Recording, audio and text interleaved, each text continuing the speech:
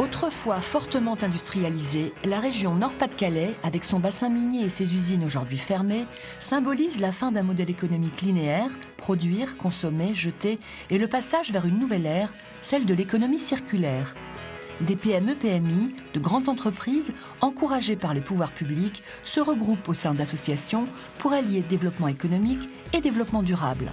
Un nouveau mode de pensée se met en place. Depuis 2002, Christian Trenel, président du CD2E pour création et développement des éco-entreprises, accompagne des sociétés qui souhaitent intégrer le développement durable dans leur mode de fonctionnement, comme ici chez Rollgom.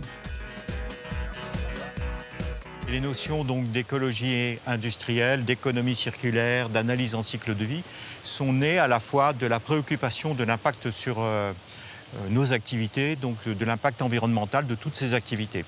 Au-delà de se préoccuper de la gestion des déchets, c'est se préoccuper de la gestion de toutes nos ressources matières, nos ressources énergétiques, nos ressources en eau. Et dans cette notion donc d'économie circulaire, c'est comment je conçois des produits, je conçois des procédés, je conçois des process industriels, ou même je conçois des organisations de lieux, de villes, etc. pour consommer moins d'énergie, consommer moins de matière et faire aussi que ces matières soient réutilisées ou réutilisables. Richard Lett est le directeur de Rollgom, une entreprise de Thilloy les Moflennes qui recycle des pneus usagés pour produire des roues de manutention. Grâce à l'innovation constante menée par son département Recherche et Développement, Rollgom est leader européen sur ce marché. Sacré progrès en 9 ans, en 10 ans. En 10 ans, je pense qu'on a pas mal évolué. Et toujours le seul à faire ça en Europe. Ouais, toujours les seuls, le dernier Gaulois à faire ça. Chaque année, Rollgom recycle environ 4 millions de pneus de voitures usagés. C'est un peu moins de 10% des pneus du marché français. On va partir des pneus entiers, pneus usagés non réutilisables. On va les découper en morceaux, en chips de cette taille-là, 10-15 cm. On a notre matière première pour pouvoir continuer à travailler. Chaque pneu est composé de textile, d'acier et surtout de caoutchouc. Ces 3 composants sont séparés grâce à un procédé unique mis en place dans cette usine. Le caoutchouc sera traité de manière à avoir plusieurs vies. On est parti du pneu, du chips, de la poudrette. Et maintenant, on a le produit fini, un bandage en caoutchouc solide, massif, pour monter sur une roue. 100% made in France, 100% en caoutchouc recyclé. 100% de votre pneu a été recyclé pour se retrouver dans un bandage plein. Un bel exemple d'économie circulaire où les déchets des uns deviennent les matières premières des autres. Quel est l'intérêt d'utiliser de l'EVA, donc une matière noble, chère, qui vient de l'autre bout du monde, pour faire un produit qui peut être fait en produit recyclé? Personnellement, je n'en vois aucun. Et tout le but du jeu, c'est d'essayer de faire en sorte que ce produit, à la fin, en fin de vie, soit également recyclable. Les roues pleines produites ici vont équiper toutes les poubelles de France, les brouettes et les nettoyeurs haute pression de la plupart des pays voisins. Une fois usées, elles finiront dans les tapis des aires de jeu. Ainsi, le cycle de vie de la matière première, le caoutchouc, a été multiplié par 5 et une réelle économie du déchet s'est mise en place. À Bruay-la-Buissière, dans cette même région où le taux de chômage est l'un des plus hauts de France, le relais Métis est né du projet de plusieurs personnes issues de la communauté Emmaüs. C'est une entreprise à but socio-économique. La collecte et le tri des vêtements usagés sont au cœur de son activité. Pierre Duponchel en est le fondateur. On est quand même dans une terre de travail, où la mine était un travail difficile, où il y a une culture de travail. On est vraiment sur cette terre-là qui était quand même en perdition à cause du chômage et tout un nombre de valeurs par rapport au travail qui se perdaient. Et le fait de pouvoir recréer une activité ici, c'est vrai que ça a vraiment beaucoup de sens et que ça répond aux attentes de la population. En 2007, le relais lance Métis Air, une gamme d'isolation thermique et acoustique pour le bâtiment, conçue à partir de fibres de coton récupérées dans leurs ateliers. Après le tri, les vêtements sélectionnés arrivent dans une usine pour être découpés, broyés en morceaux de plus en plus petits. Cela s'appelle l'effilochage. Dominique Voulgaris est en charge du processus de la fabrication du Métis Air. Voilà donc les matières qui ont été triées. Ça, c'est du tissu. Et voilà ce qui va devenir ce tissu. Voyez, de la fibre. Ça, c'est de l'effiloché. Cette matière va ensuite être chauffée puis compressée. Le produit fini, le métissaire, est emballé et prêt à être acheminé vers le client. Et parmi les plus gros clients du relais, il y a l'aéroport de Lille-Léquin. Une collaboration régulière s'est mise en place il y a quelques années. Philippe Laine est l'ingénieur responsable des travaux neufs de l'aéroport. Un produit qu'on a pu mettre en œuvre récemment sur cette cloison, une cloison qu'on voulait vraiment particulièrement bien faite et optimale, sachant qu'on faisait une isolation acoustique. Ici, on a un petit salon business VIP et ça répondait complètement aux besoins. Et du coup, on l'a un petit peu mis en valeur au travers un vitrage pour que quelque part le grand public ou nos clients qui passent dans ce secteur puissent apprécier un petit peu le matériau et ses caractéristiques. C'est l'un des produits phares de l'aéroport. Un produit phare qui rencontre de plus en plus de succès, à condition que la ressource ne se tarisse pas. Les matières premières, qui étaient avant, par exemple, celles qui viennent des chutes neuves d'industrie, elles ne sont plus là. Elles sont en Asie. Même si on voulait aller les racheter en Asie, on ne peut plus, parce que les Asiatiques les rachètent plus cher que nous. Donc nous sommes, dans notre société, un pays qui s'appauvrit en matières premières. Et donc tout ce que nous pourrons remettre sur le marché en tant que matière première va devenir une nécessité pour l'avenir.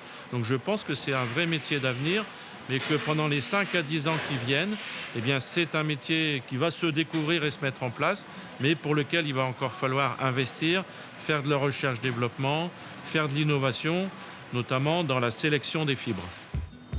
En 30 ans d'existence, le relais a créé près de 2178 emplois solidaires dans la région. Losangoël est aujourd'hui un lieu symbolique de la région.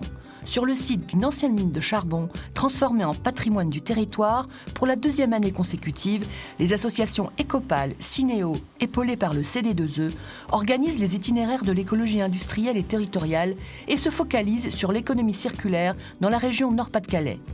Une manifestation à destination des entrepreneurs et des élus pour démontrer l'intérêt de ces nouvelles approches dans les entreprises. Notre pôle de compétitivité sur l'économie circulaire et le recyclage a 3 clés. Premièrement, c'est de l'innovation. Et je pense qu'on ne peut pas faire d'économie circulaire sans innovation. Le deuxième point, c'est pôle de compétitivité veut dire collaboration. C'est des démarches collaboratives.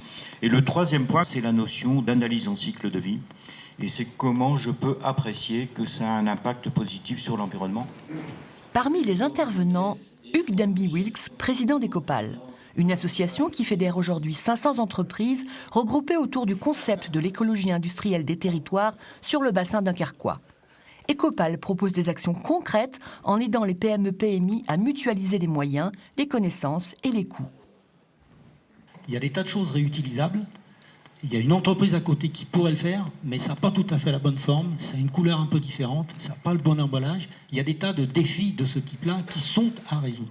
Et avec la région, on est en train de réfléchir à comment, j'allais dire, essaimer sur l'ensemble de la région, ce qui aujourd'hui est, on va dire, un petit peu plus localisé.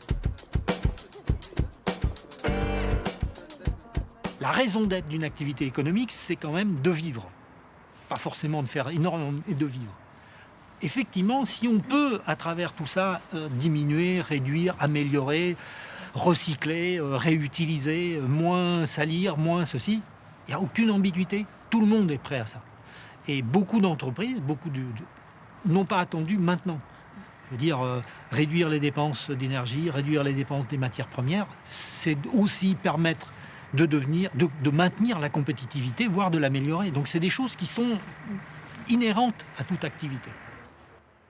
Le début, ça a été d'aller démarcher les PME, PMI autour des industriels pour les fédérer. Donc au début, c'était plus une démarche prospective et commerciale de notre part. Et petit à petit, le bouche à oreille s'est fait entre eux. On n'avait même plus besoin d'aller les prospecter. C'est eux, naturellement, qui nous appellent, qui regardent sur Internet, qui recherchent une info et qui, effectivement, nous contactent. L'entreprise n'a pas toutes les spécialités, ne s'est pas au courant de toute la réglementation. Ecopal dit attention, il faut veiller à ça, il faut respecter ci, on vous aide à faire ceci. Et donc, réponse, on remplit les documents, enfin toute cette dimension réglementaire aussi qui est très importante. Cette capacité à mettre en réseau, de pouvoir effectivement négocier des contrats d'enlèvement de déchets ou autres. Ecopal ne va pas substituer à l'entreprise, mais va effectivement veiller à trouver le meilleur contrat possible, veiller à la bonne application de ces contrats. Direction Dunkerque. Ici, on passe à une autre dimension, celle de l'écologie industrielle des territoires. Parmi les 500 membres d'Ecopal et au sein d'Aluminium Dunkerque, Rio Tinto Alcan est l'un des géants mondiaux de l'aluminium. Une fois franchi l'étape obligatoire de l'acheminement de la matière première, l'alumine, qui arrive dans le port en eau profonde de l'usine par bateau, place à l'optimisation de la gestion de toutes les ressources, renouvelables ou pas, sur son implantation. L'alumine est ensuite transformée en aluminium par électrolyse dans des cuves, puis coulée en plaques et en lingots, dans un souci permanent du respect de l'environnement. Catherine Coulombet est la coordinatrice environnement de l'entreprise.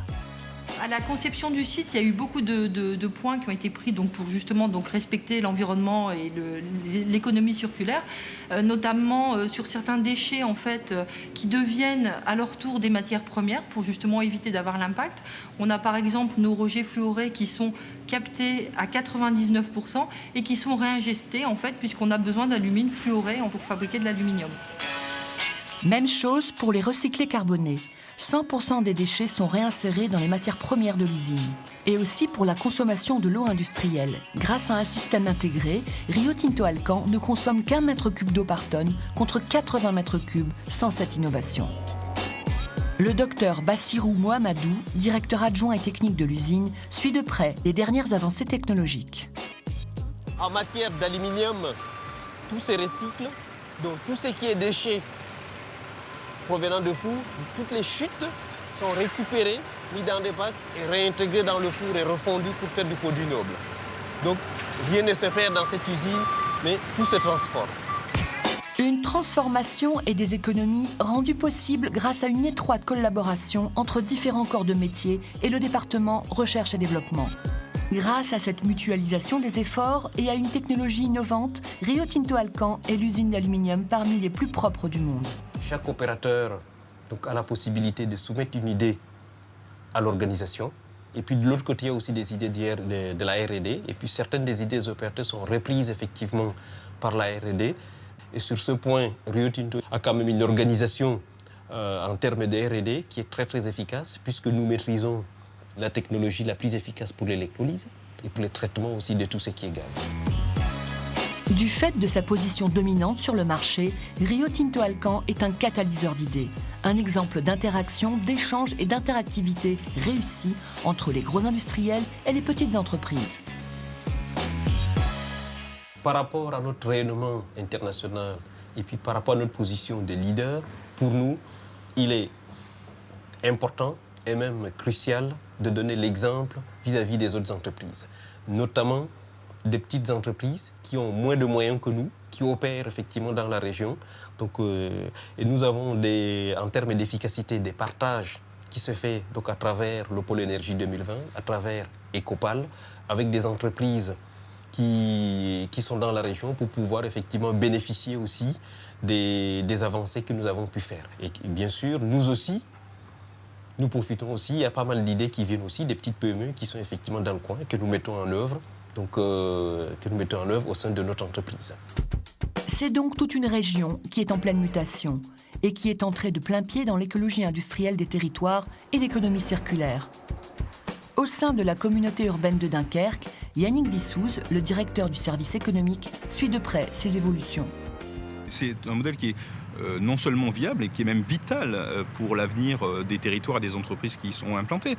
Les questions qui sont liées à la performance économique, à la compétitivité, mais évidemment d'abord à la question de l'environnement et de l'impact sociétal, c'est une mécanique irréversible et incontournable, me semble-t-il. Dans le Nord-Pas-de-Calais, une véritable transformation est en cours. Une transformation durable, concrète et pérenne. Avec un impact réel sur l'économie de la région et la population locale, ce nouveau modèle crée des emplois chaque année. Un modèle qui va sans doute essaimer dans les années à venir.